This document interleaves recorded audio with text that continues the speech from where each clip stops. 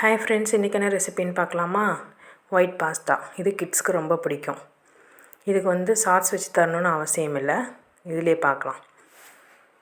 ஒரு பெரிய வெங்காயம், ஒரு தக்காளி, பூண்டு, ஒரு ஸ்பூன் கோதுமை, ஒரு ஸ்பூன் சர்க்கரை, மிளகு, 2 ஸ்லைஸ் சீஸ், அப்புறம் ஒரு டம்ளர் பால். பாஸ்தா வேக வச்சு தனியாக எடுத்து வச்சுருங்க.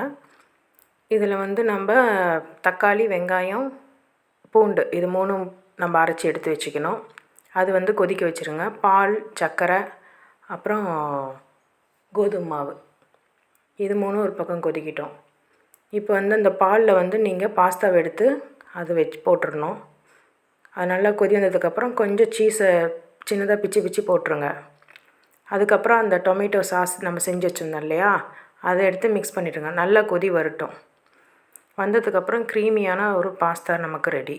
குழந்தைங்களுக்கு சாஸ் வச்சு தரணும்னு நமக்கு அவசியம் இல்லை. நம்ம சாஸ் கொடுத்தா பயந்துக்கும், அச்சிச்சோ என்னடா சாஸ் தரமே அப்படின்ட்டு. இது சூப்பராக இருக்கும். தேங்க்யூ.